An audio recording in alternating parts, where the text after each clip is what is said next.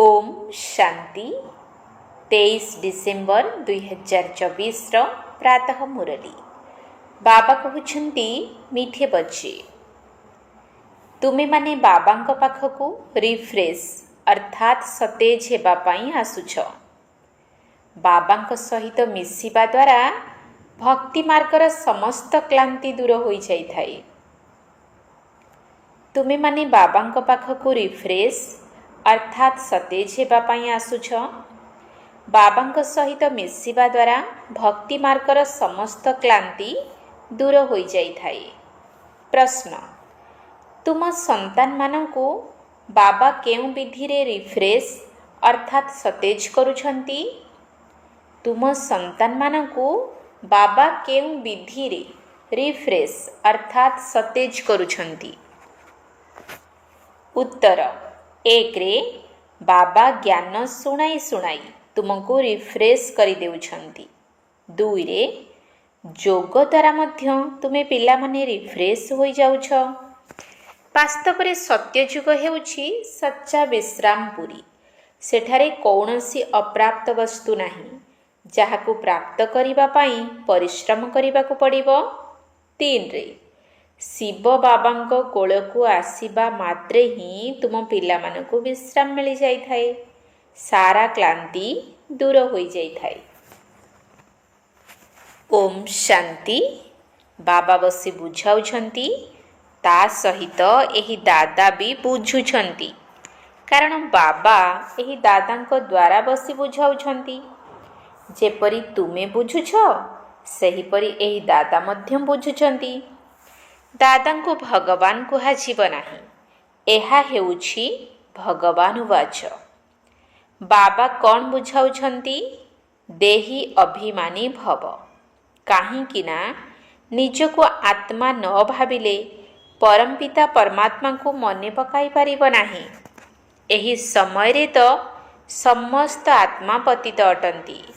पतितंकु ही मनुष्य कुहाजाए, पावन को देवता कुहाजाए। यह बहुत सहज बुझिबा एवं बुझाइबार कथा अटे। मनुष्य ही डाकी थांती, हे पतित मानकु पावन करिबा वाला आस। देवी देवता माने एपरि केबे कहिबे नाही। पतित पावन बाबा पतित मानक डाक शुणी आसिछंती। आत्मा मानकु पवित्र कराई पुणी नुआ पवित्र दुनिया मध्य स्थापन करिथांती। आत्मा ही बाबा को डाकुछि, शरीर तो डाकिब नाही। पारलौकिक बाबा जी सदा पवित्र अटंती तांको ही समस्ते मने पकाई थांती। एहा हेउछि पुराणा दुनिया। बाबा नुआ पवित्र दुनियार निर्माण करुछंती। केही केही तो एपरि भी अछंती जे कि कहुछंती आमको एठारे अपार सुख मिलुछि, धन संपत्ति बहुत रहिछि। सेमाने भाबुछंती एहा ही आम पाई स्वर्ग अटे। सेमाने तुम कथा किपरि मानिबे? कलिजुगी दुनिया को स्वर्ग भाबिबा एहा मध्य हेउछि अज्ञानता। केते जर्जरीभूत अर्थात जीर्णशीर्ण अवस्था होई जाइछि। तथापि भी मनुष्य कहउछंती आमे तो स्वर्ग रे रहिछु। पिला माने काहाकू न बुझाइले बाबा कहिबे ना तुमे कौन पत्थर बुद्धि अट, अन्य मानकू बुझाई पारु नाह। जेतेबेले निजे पारस बुद्धि हेब तेबे तो अन्य मानकू मध्य कराई पारिबो। तेणु भल पुरुषार्थ करिबा उचित। एथिरे लज्जा करिबार कौनसी कथा नहीं। परंतु मनुष्य मानक बुद्धि रे अधा कल्पर जे उलटा मत भरी रहिछि ताकू केही एते शीघ्र भूली पारु नाहंती। जे पर्यंत बाबा को यथार्थ भाव में जानी नाहंती से पर्यंत से भली शक्ति आसीब नाही। बाबा कहउछंती एही वेदशास्त्र इत्यादि द्वारा मनुष्य किछि भी सुधुरु नाहंती। दिन को दिन आहुरी खराब होई जाउछंती। सत्व प्रधानरु तम प्रधान ही होई जाइछंती। एकथा मध्य कहा बुद्धि रे नाही जे आमे ही सत्व प्रधान देवी देवता थिलु। किपरि तळकु आसिलु काहाकू टिकिए भी जणा नाही। आहुरी मध्य 84 जन्म बदल रे 84 लक्ष जन्म कहि देइछंती। ତେବେ କିପରି ଜଣାପଡ଼ିବ? ବାବାଙ୍କ ବ୍ୟତୀତ ଜ୍ଞାନର ଆଲୋକ ପ୍ରଦାନକାରୀ ଆଉ କେହି ନାହାନ୍ତି। ସମସ୍ତେ ଜଣେ ଅନ୍ୟ ଜଣଙ୍କୁ ଅନୁସରଣ କରି ଦୁଆର ଦୁଆର ଧକ୍କା ଖାଇ ଚାଲିଛନ୍ତି। ତଳକୁ ଖସି ଖସି ଧରାଶାୟୀ ହୋଇଯାଇଛନ୍ତି। ସବୁ ଶକ୍ତି ସମାପ୍ତ ହୋଇଯାଇଛି। ବୁଦ୍ଧିରେ ମଧ୍ୟ ଶକ୍ତି ନାହିଁ, ଯାହାକି ବାବାଙ୍କୁ ଯଥାର୍ଥ ଭାବେ ଜାଣିପାରିବେ। ବାବା ହିଁ ଆସି ସମସ୍ତଙ୍କ ବୁଦ୍ଧିର ତାଲା ଖୋଲୁଛନ୍ତି। ତେଣୁ କେତେ ରିଫ୍ରେଶ୍ ଅର୍ଥାତ୍ ସତେଜ ହୋଇଯାଉଛନ୍ତି। ବାବାଙ୍କ ପାଖକୁ ପିଲାମାନେ ସତେଜ ହେବାକୁ ଆସନ୍ତି। ଘରେ ତ ବିଶ୍ରାମ ମିଳିଥାଏ ନା। ବାବାଙ୍କ ସହିତ ମିଶିବା ଦ୍ୱାରା ଭକ୍ତି ମାର୍ଗର ସବୁ କ୍ଳାନ୍ତି ହିଁ ଦୂର ହୋଇଯାଇଥାଏ। ସତ୍ୟଯୁଗକୁ ମଧ୍ୟ ବିଶ୍ରାମପୁରୀ କୁହାଯାଏ। ସେଠାରେ ତୁମକୁ କେତେ ବିଶ୍ରାମ ମିଳିଥାଏ। କୌଣସି ଅପ୍ରାପ୍ତ ବସ୍ତୁ ନାହିଁ, ଯାହା ପାଇଁ ପରିଶ୍ରମ କରିବାକୁ ପଡ଼ିବ। ଏଠାରେ ବାବା ଏବଂ ଦାଦା ଉଭୟେ ସତେଜ କରୁଛନ୍ତି। ଶିବ ବାବାଙ୍କ କୋଳକୁ ଆସିଲେ କେତେ ବିଶ୍ରାମ ମିଳିଥାଏ। ବିଶ୍ରାମର ଅର୍ଥ ହିଁ ଶାନ୍ତି। ମନୁଷ୍ୟ ମଧ୍ୟ ଥକିଗଲେ ବିଶ୍ରାମ କରିଥାନ୍ତି। କିଏ କେଉଁଠାକୁ କିଏ ଆଉ କେଉଁଠାକୁ ବିଶ୍ରାମ ପାଇଁ ଯାଇଥାନ୍ତି ନା। କିନ୍ତୁ ସେହି ବିଶ୍ରାମରେ ସତେଜତା ନାହିଁ। ଏଠାରେ ତ ବାବା ତୁମକୁ କେତେ ଜ୍ଞାନର କଥା ଶୁଣାଇ ସତେଜ କରୁଛନ୍ତି। ବାବାଙ୍କ ସ୍ମୃତିରେ ମଧ୍ୟ କେତେ ସତେଜ ହେଉଛ ଏବଂ ତମଃ ପ୍ରଧାନରୁ ସତୋପ୍ରଧାନ ମଧ୍ୟ ହୋଇଯାଉଛ। ସତୋପ୍ରଧାନ ହେବା ପାଇଁ ଏଠାକୁ ବାବାଙ୍କ ପାଖକୁ ଆସୁଛ। ବାବା କହୁଛନ୍ତି, ମିଠା ମିଠା ପିଲାମାନେ, ବାବାଙ୍କୁ ମନେ ପକାଅ। ସାରା ସୃଷ୍ଟିର ଚକ୍ର କିପରି ଘୁରୁଛି, ସମସ୍ତ ଆତ୍ମାମାନଙ୍କୁ ବିଶ୍ରାମ କିପରି ଏବଂ କେଉଁଠି ମିଳୁଛି, ଏକଥା ବାବା ହିଁ ବୁଝାଉଛନ୍ତି। ତୁମ ପିଲାମାନଙ୍କର କର୍ତ୍ତବ୍ୟ ହେଉଛି ସମସ୍ତଙ୍କୁ ବାବାଙ୍କର ସନ୍ଦେଶ ଦେବା। ବାବା କହୁଛନ୍ତି, ମୋତେ ମନେ ପକାଅ, ତେବେ ଏହି ସମ୍ପତ୍ତିର ତୁମେ ମାଲିକ ହୋଇଯିବ। ବାବା ଏହି ସଙ୍ଗମ ଯୁଗରେ ନୂଆ ସ୍ୱର୍ଗ ଦୁନିଆର ରଚନା କରୁଛନ୍ତି, ଯେଉଁଠାରେ ତୁମେ ଯାଇ ମାଲିକ ହେଉଛ। ପୁଣି ଦ୍ୱାପରରେ ମାୟା ରାବଣ ଦ୍ୱାରା ତୁମକୁ ଅଭିଶାପ ମିଳିଥାଏ। ତେଣୁ ପବିତ୍ରତା, ସୁଖ, ଶାନ୍ତି, ଧନ ଆଦି ସବୁ ସମାପ୍ତ ହୋଇଯାଇଥାଏ। କିପରି ଧୀରେ ଧୀରେ ଶେଷ ହୋଇଯାଉଛି, ତାହା ମଧ୍ୟ ବାବା ବୁଝାଉଛନ୍ତି। ଦୁଃଖଧାମରେ କ'ଣ ବିଶ୍ରାମ ହୋଇଥାଏ କି? ସୁଖଧାମରେ ବିଶ୍ରାମ ହିଁ ବିଶ୍ରାମ ରହିଛି। ମନୁଷ୍ୟମାନେ ଭକ୍ତି କରି କରି କେତେ କ୍ଳାନ୍ତ ହୋଇଯାଉଛନ୍ତି। ଜନ୍ମ ଜନ୍ମାନ୍ତର ଭକ୍ତି କରିବା ଦ୍ୱାରା କେତେ ଥକି ଯାଉଛନ୍ତି। କିପରି ଏକଦମ କାଙ୍ଗାଳ ହୋଇଯାଇଛ, ଏହି ସମସ୍ତ ରହସ୍ୟ ବାବା ବୁଝାଉଛନ୍ତି। ନୂଆ ନୂଆ ଆସିଲେ ତାଙ୍କୁ କେତେ ବୁଝାଇବାକୁ ପଡ଼ିଥାଏ। ପ୍ରତ୍ୟେକ କଥାରେ ମନୁଷ୍ୟ କେତେ କଥା ଭାବିଥାନ୍ତି। ଭାବୁଛନ୍ତି ଯାଦୁ କରିଦେବେ ନାହିଁ ତ? ଆରେ ତୁମେ ହିଁ କହୁଛ ଭଗବାନ ଯାଦୁକର ଅଟନ୍ତି। ତେଣୁ ବାବା କହୁଛନ୍ତି, ହଁ, ମୁଁ ବାସ୍ତବରେ ଯାଦୁକର ଅଟେ। କିନ୍ତୁ ସେ ଯାଦୁ ନୁହେଁ ଯାହାଦ୍ୱାରା ମନୁଷ୍ୟ ମେଣ୍ଢା ଛେଳି ହୋଇଯାଆନ୍ତି। ଏହା ବୁଦ୍ଧିରେ ବୁଝା ଯାଇଥାଏ। ଇଏ ତ ଯେପରି ମେଣ୍ଢା ସଦୃଶ। ଗାୟନ ମଧ୍ୟ ରହିଛି ଯେ, ଦେବସଭାର ଝଙ୍କାରରୁ ମେଣ୍ଢା ଛେଳି କ'ଣ ବୁଝିବେ। ବର୍ତ୍ତମାନ ସମୟରେ ଯେପରି ସମସ୍ତ ମନୁଷ୍ୟ ମେଣ୍ଢା ଛେଳି ସଦୃଶ ଅଟନ୍ତି। ଏହି କଥା ସବୁ ଏଠିକାର ଅଟେ।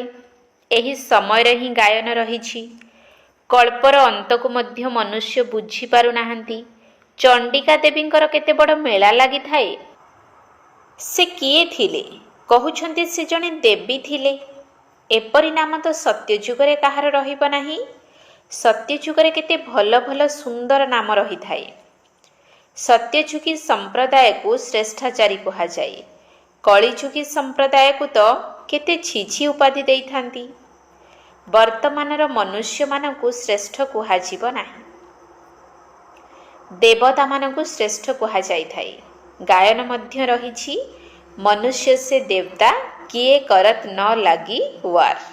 ଅର୍ଥାତ୍ ମନୁଷ୍ୟରୁ ଦେବତା କରିବା ପାଇଁ ସମୟ ଲାଗେ ନାହିଁ। ମନୁଷ୍ୟରୁ ଦେବତା, ଦେବତାରୁ ମନୁଷ୍ୟ କିପରି ହୋଇଥାନ୍ତି, ଏହି ରହସ୍ୟ ବାବା ତୁମକୁ ବୁଝାଇଛନ୍ତି। ତାକୁ ଦୈବୀ ଦୁନିଆ, ଏହାକୁ ମନୁଷ୍ୟଙ୍କ ଦୁନିଆ କୁହାଯାଏ। ଦିନକୁ ଆଲୋକ, ରାତ୍ରିକୁ ଅନ୍ଧକାର କୁହାଯାଏ। ଜ୍ଞାନ ହେଉଛି ଦିନ, ଭକ୍ତି ହେଉଛି ଅନ୍ଧକାର। ଅଜ୍ଞାନକୁ ନିଦ୍ରା କୁହାଯାଇଥାଏ ନା? ତୁମେ ବି ବୁଝୁଛ କି ପୂର୍ବରୁ ଆମେ କିଛି ଜାଣିନଥିଲେ, ତେଣୁ ନେତି ନେତି କହୁଥିଲେ, ଅର୍ଥାତ୍ ଆମେ ଜାଣିନାହୁଁ ବୋଲି କହୁଥିଲେ।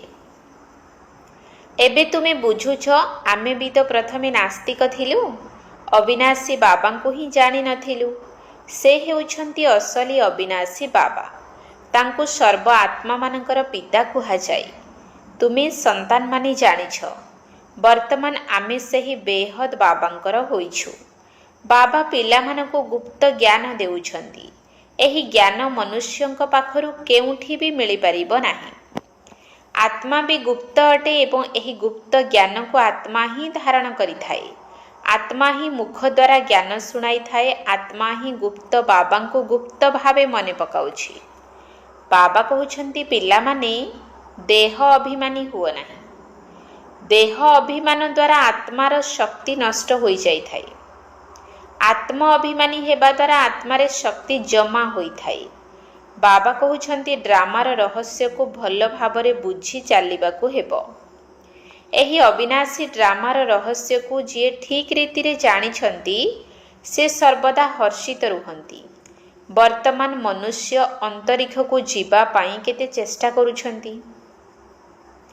ଭାବୁଛନ୍ତି ଉପରେ ଦୁନିଆ ଅଛି। ଶାସ୍ତ୍ରରୁ ଶୁଣିଛନ୍ତି ଯେ ଉପରେ ଦୁନିଆ ରହିଛି, ତେଣୁ ସେଠାକୁ ଯାଇ ଦେଖିବୁ। ସେଠାରେ ଦୁନିଆ ଗଢ଼ିବାକୁ ଚେଷ୍ଟା କରୁଛନ୍ତି। ଦୁନିଆ ତ ବହୁତ ତିଆରି କରିଛନ୍ତି ନା। ଭାରତରେ କେବଳ ଆଦି ସନାତନ ଦେବୀ ଦେବତା ଧର୍ମ ଥିଲା ଏବଂ ଅନ୍ୟ କୌଣସି ଖଣ୍ଡ ଆଦି ନଥିଲା। ପୁଣି ବହୁତ ଦେଶ ତିଆରି ହେଲା। ତୁମେ ବିଚାର କର ଯେ ଭାରତର କେତେ ଅଳ୍ପ ସ୍ଥାନରେ ଦେବତାମାନେ ଥିଲେ। ଯମୁନା କୂଳରେ ହିଁ ପରିସ୍ଥାନ ଥିଲା, ଯେଉଁଠାରେ ଏହି ଲକ୍ଷ୍ମୀ ନାରାୟଣ ରାଜତ୍ୱ କରୁଥିଲେ। କେତେ ସୁନ୍ଦର ଶୋଭନୀୟ ସତୋପ୍ରଧାନ ଦୁନିଆ ଥିଲା। ପ୍ରାକୃତିକ ସୌନ୍ଦର୍ଯ୍ୟ ଥିଲା। ଆତ୍ମାରେ ହିଁ ସମସ୍ତ ଚମତ୍କାର ରହିଛି। ପିଲାମାନଙ୍କୁ ଧ୍ୟାନ ଦ୍ୱାରା ଦେଖାଇଥିଲି ଯେ ଶ୍ରୀକୃଷ୍ଣଙ୍କର ଜନ୍ମ କିପରି ହେଉଛି। ସାରା କକ୍ଷ ଯେପରି ଆଲୋକିତ ହୋଇଯାଇଥାଏ। ତେଣୁ ବାବା ବସି ପିଲାମାନଙ୍କୁ ବୁଝାଉଛନ୍ତି, ତୁମେ ଏବେ ପରିସ୍ଥାନକୁ ଯିବା ପାଇଁ ପୁରୁଷାର୍ଥ କରୁଛ। ବାକି ଏପରି ନୁହେଁ ପୋଖରୀରେ ବୁଡ଼ ପକାଇଲେ ପରି ହୋଇଯିବ। ଏହିପରି ସବୁ ମିଥ୍ୟା ନାମ ରଖିଦେଇଛନ୍ତି। ଲକ୍ଷ ଲକ୍ଷ ବର୍ଷ କହିଦେଇଥିବାରୁ ବିଲକୁଲ ହିଁ ସବୁକିଛି ଭୁଲି ଯାଇଛନ୍ତି। ତୁମେ ଏବେ ପୁରୁଷାର୍ଥର କ୍ରମାନୁସାରେ ଅଭୁଲ ହେଉଛ। ବିଚାର କରାଯାଇଥାଏ, ଏତେ ଛୋଟ ଆତ୍ମା କେତେ ବଡ଼ ଅଭିନୟ କରୁଛି। ପୁଣି ଶରୀରରୁ ଆତ୍ମା ବାହାରିଗଲେ ଦେଖ ଶରୀରର ଅବସ୍ଥା କ'ଣ ହୋଇଯାଉଛି। ଆତ୍ମା ହିଁ ଅଭିନୟ କରୁଛି। କେତେ ଶ୍ରେଷ୍ଠ ବିଚାରଯୋଗ୍ୟ ବିଷୟ। ସାରା ଦୁନିଆର ଆତ୍ମା ରୂପୀ ଅଭିନେତାମାନେ ନିଜ ନିଜର ଅଭିନୟ ଅନୁସାରେ ହିଁ ପାଠ କରୁଛନ୍ତି। କିଛି ମଧ୍ୟ ଫରକ ହୋଇପାରିବ ନାହିଁ। ସାରା ଅଭିନୟର ପୁନରାବୃତ୍ତି ଅବିକଳ ପୂର୍ବ ଭଳି ହେଉଛି। ଏଥିରେ ସଂଶୟ କରିବାର ନାହିଁ। ପ୍ରତ୍ୟେକଙ୍କ ବୁଦ୍ଧିରେ ଫରକ ରହିପାରିବ, କାରଣ ଆତ୍ମା ତ ମନ ବୁଦ୍ଧି ସହିତ ଅଛି ନା। ପିଲାମାନଙ୍କୁ ଜଣାଅଛି ଯେ ଆମକୁ ବୃତ୍ତି ମିଳିବାର ଅଛି, ତେଣୁ ଆନ୍ତରିକ ଖୁସି ହୋଇଥାଏ। ଏଠାରେ ମଧ୍ୟ ଭିତରକୁ ଆସିଲେ ଲକ୍ଷ୍ୟ ଉଦ୍ଦେଶ୍ୟକୁ ସମ୍ମୁଖରେ ଦେଖୁଛନ୍ତି, ତେବେ ନିଶ୍ଚିତ ଖୁସି ଲାଗିଥାଏ। ଏବେ ତୁମେ ଜାଣୁଛ ଯେ ଆମେ ଏହିପରି ଦେବୀ ଦେବତା ହେବା ପାଇଁ ଏଠାରେ ପଢ଼ୁଛୁ। ଏପରି କୌଣସି ବିଦ୍ୟାଳୟ ନାହିଁ ଯେଉଁଠାରେ କି ପରବର୍ତ୍ତୀ ଜନ୍ମର ଲକ୍ଷ୍ୟ ଉଦ୍ଦେଶ୍ୟକୁ ଦେଖିପାରିବେ। ତୁମେ ଦେଖୁଛ ଯେ ଆମେ ଲକ୍ଷ୍ମୀ ନାରାୟଣଙ୍କ ସଦୃଶ ହେଉଛୁ। ବର୍ତ୍ତମାନ ଆମେ ସଙ୍ଗମ ଯୁଗରେ ଅଛୁ, ଯେଉଁଠାରେ ଭବିଷ୍ୟତରେ ଲକ୍ଷ୍ମୀ ନାରାୟଣ ହେବାର ପାଠ ପଢ଼ୁଛୁ। କେତେ ଗୁପ୍ତ ପାଠପଢ଼ା ଅଟେ। ଲକ୍ଷ୍ୟ ଉଦ୍ଦେଶ୍ୟକୁ ଦେଖି କେତେ ଖୁସି ହେବା ଦରକାର। ଖୁସିର ପାରାବାର ନାହିଁ। ସ୍କୁଲ ବା ପାଠଶାଳା ସବୁ ତ ଏହିପରି ହେବା ଦରକାର। କେତେ ଗୁପ୍ତ କିନ୍ତୁ ମହତ୍ୱପୂର୍ଣ୍ଣ ପାଠଶାଳା ଅଟେ। ଯେତିକି ଉଚ୍ଚ ପାଠପଢ଼ା ସେତିକି ସୁବିଧା ରହିଥାଏ, ପରନ୍ତୁ ତୁମେ ଏଠାରେ ତଳେ ବସି ପାଠ ପଢ଼ୁଛ। ଆତ୍ମା ହିଁ ପାଠ ପଢ଼ିଥାଏ। ଚାहे ଚଟାଣ ଉପରେ ବସି ପଢ଼ୁଥାଉ ବା ଚୌକି ଉପରେ ବସି ପଢ଼ୁ, କିନ୍ତୁ ଖୁସିରେ ହେଣ୍ଡୁ ମାରୁଥାଅ। अर्थात काख तले हाथ रखी शब्द करिबा जे एही पाठ पढ़िबा परे आमे एहीपरि लक्ष्मी नारायण हेबु। एबे तुम पिलामानंकु बाबा आसी निजर परिचय देउछंती जे मु एहांक शरीर रे किपरि प्रवेश करी तुमको पढ़ाउछि। बाबा देवता मानंकु तो पढ़ाइबे नाही, देवता मानंक बुद्धि रे एही ज्ञान केउठारु आसीबो। मनुष्य माने तो एकथारे द्वंद्व रे पडुछंती जे कोन देवता मानंक पाखरे एही ज्ञान नाही। प्रकृत रे देवता माने एही ज्ञान द्वारा ही देवता होइथांती। देवता हेबा परे पुणी ज्ञानर कोन दरकार अछि। लौकिक पाठ पढ़ी बारिस्टर होई गले, धन रोजगार रे लागी गले, पुणी आउ थरे बारिस्टरी पढ़िबे कि? अच्छा, मीठा मीठा सिकिलधे संतान मानक प्रति माता पिता बाप दादांकर मधुर स्नेह संपन्न शुभेच्छा एवं सुप्रभात। आत्मिक पितांकर आत्मिक संतान मानकु नमस्ते, आत्मिक संतान मानकर आत्मिक बाप दादांकु नमस्ते नमस्ते नमस्ते, सुप्रभात। धारणा पाई मुख्य सार 1 नंबर पॉइंट, अविनाशी ड्रामार रहस्य को यथार्थ भावरे बुझी सर्वदा हर्षित होई रहिबाकु हेबो। एही ड्रामारे प्रत्येक अभिनेतांकर अभिनय स्वतंत्र अटे, जहार अविकल पुनरावृत्ति करुछंती। अविनाशी ड्रामार रहस्य को यथार्थ भावरे बुझी सर्वदा हर्षित होई रहिबाकु हेबो। एही ड्रामारे प्रत्येक अभिनेतांकर अभिनय स्वतंत्र अटे, जहार अविकल पुनरावृत्ति करुछंती। 2 नंबर पॉइंट, लक्ष्य एवं उद्देश्य को सम्मुखरे रखी खुशी रे हेंडी मारिबा दरकार। बुद्धि रे रहु जे आमे एही पाठ पढ़ा द्वारा एहीपरि लक्ष्मी नारायण हेबु। लक्ष्य एवं उद्देश्य को सम्मुखरे रखी खुशी रे हेंडी मारिबा दरकार। बुद्धि रे रहु जे आमे एही पाठ पढ़ा द्वारा एहीपरि लक्ष्मी नारायण हेबु। वरदान, जोग एवं सेवार शक्तिशाली आधार द्वारा तीव्र गति रे आगकु बढ़ुथिबा मायाजीत हुओ। जोग एवं सेवार शक्तिशाली आधार द्वारा तीव्र गति रे आगकु बढ़ुथिबा मायाजीत हुओ। ब्राह्मण जीवनर आधार हेला जोग एवं सेवा। जदि एही दुईटी जाक आधार सर्वदा शक्तिशाली रहिथिबो तेबे तीव्र गति रे आगकु बढ़ी चलिबो। जदि सेवा बहुत करुथिबो किंतु जोगरे दुर्बल होइथिबो बा जोग बहुत करुथिबो किंतु सेवारे दुर्बल थिबो तेबे भी तीव्र गति रे पुरुषार्थ करि परिबो नाही। तेणु जोग एवं सेवा उभयरे तीव्र गति दरकार। जदि जोग एवं निस्वार्थ सेवा एकाठी करुथिबो तेबे मायाजीत हेबा सहज होइछिबो। प्रत्येक कर्मरे कर्मर समाप्ति पूर्वरु विजयर लक्षण देखाजिबो। स्लोगान, एही संसार को एक अलौकिक खेल एवं परिस्थिति गुड़ी को अलौकिक खेलना मन करी चल। एही संसार को एक अलौकिक खेल एवं परिस्थिति गुड़ी को अलौकिक खेलना मन करी चल। ओम शांति।